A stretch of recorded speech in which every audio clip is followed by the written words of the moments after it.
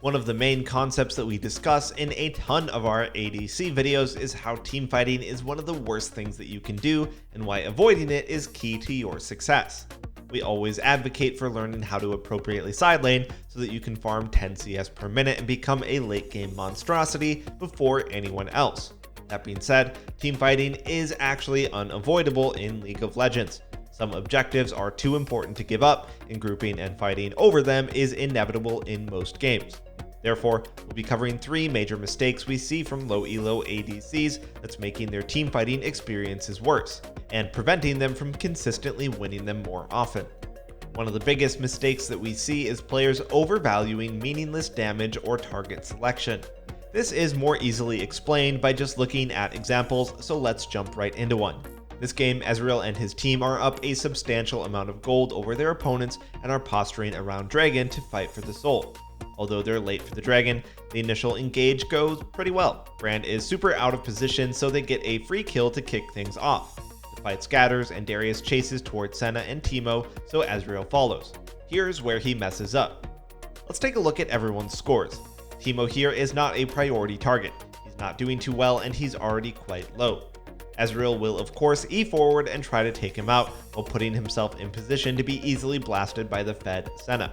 Let's rewind back to this moment. Lesson 1 here is that you don't need to finish off kills. It can feel annoying when someone gets away with no HP, but at this health level, Teemo dies to a gust of wind. He cannot participate in the fight anymore and he's as good as dead. All he gives you is 300 gold, which is meaningless at this stage of the game. Therefore, Ezreal should obviously just hit the Senna while she's preoccupied finishing off his Darius. That would be a much better use of his time, since killing the Teemo is kind of pointless at this moment. But the bigger lesson here is actually to just take a look at the state of the fight in general. Hecarim is massively fed, and we can clearly see on the minimap that after killing Brand, he was looping around to flank everyone. This can be a hard mindset to get into, but you should always ask yourself, especially as an ADC, if you doing anything really matters in the fight at all. Ezreal making a big play isn't going to win this fight.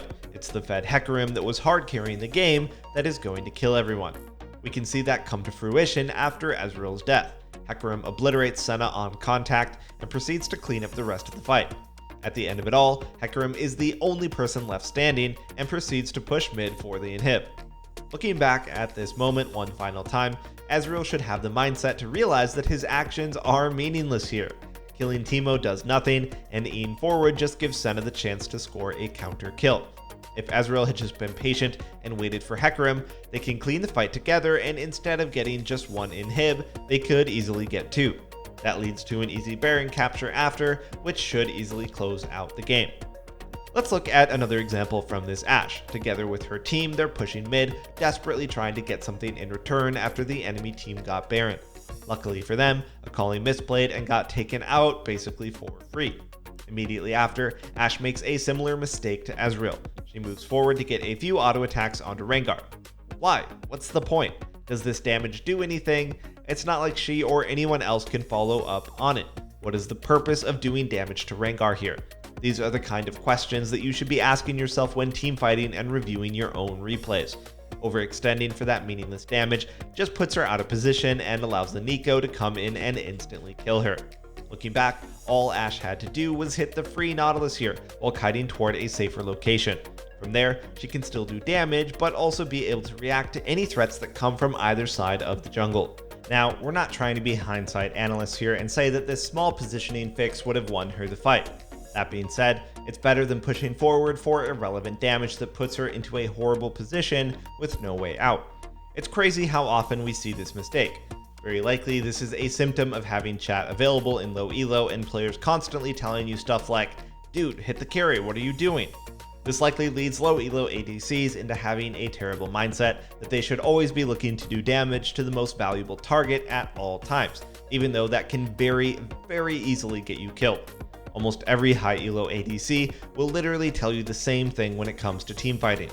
As the ADC, you don't need to overthink things. Since you're so squishy, you should generally just hit what's free and in front of you. This is literally the most consistent way of winning fights as an ADC. The second big issue that we see a lot in low elo marksmen is almost always going down with the rest of their team.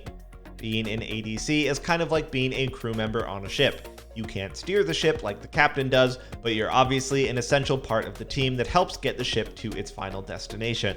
As a crew member, you do not decide the course the ship is taking. The captain is usually your tanks or engaged support who dictate your route. And sometimes your captain is going to steer the wrong way, and that is most definitely not your fault. There's nothing that you can do about that. What is your fault though is not being on a lifeboat 10 minutes before the ship collides with a glacier. Let's take a look at that clip again. Tristana and her team have a sizable lead and are looking to press their advantage.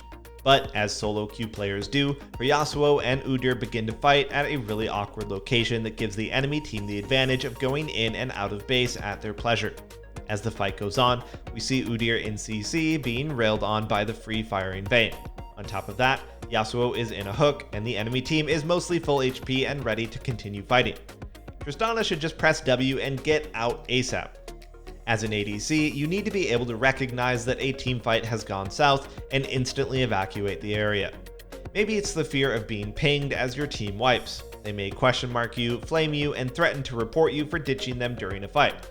If that's what your concern is about leaving people, then you need to mute and trust yourself. Dying because you don't want to be flamed is literally the worst reason to die in this game. Let's look at another example of a similar situation.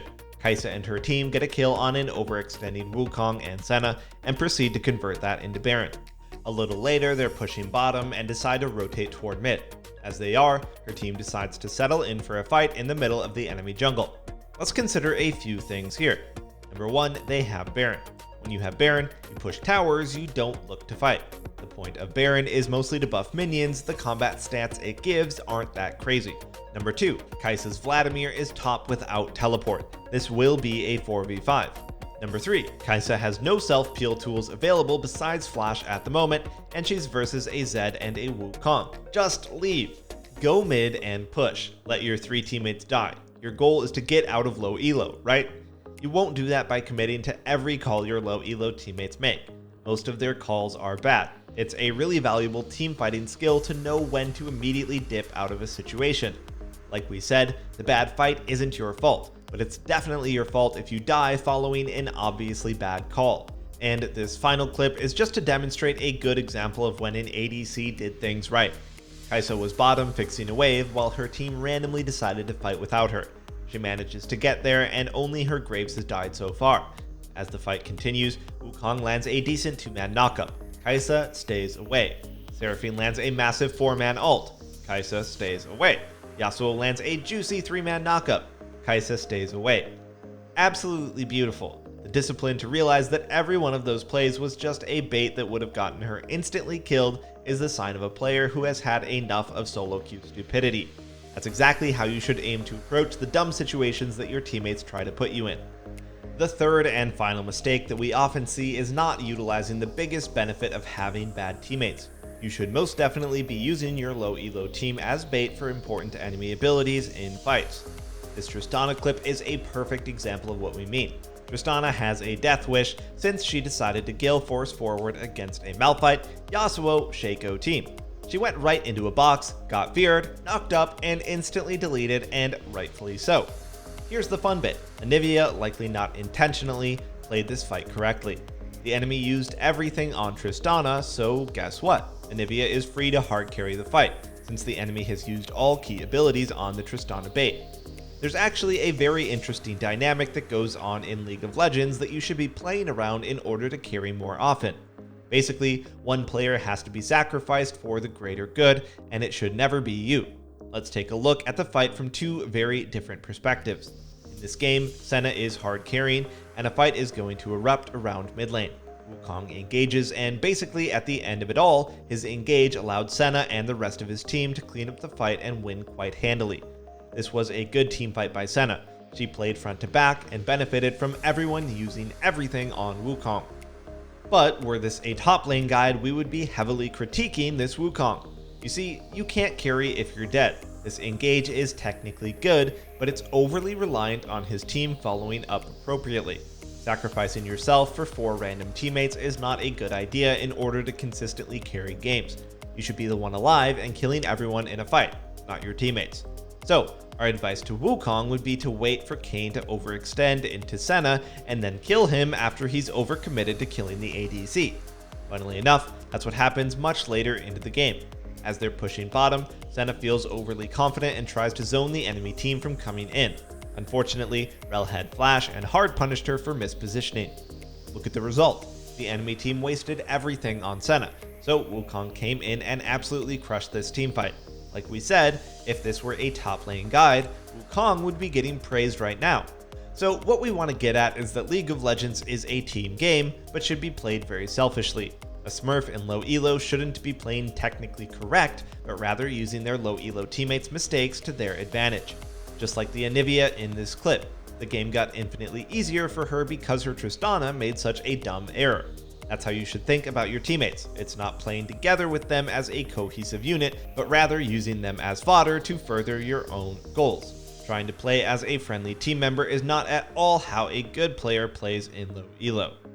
By the way, you should know where these videos come from. Skillcapped. It's the best place to be if you actually want to improve at League of Legends. We have the best and the most LoL guides on the internet that really do work. The best part is that you don't have to take our word for it. If you don't climb 5 divisions while using Skillcapped, you can claim a refund. So give it a shot and get the rank you've always wanted for Season 11. Check us out after this. And with that thought, we're going to wrap up this guide. As always, we hope you enjoyed and thanks for watching.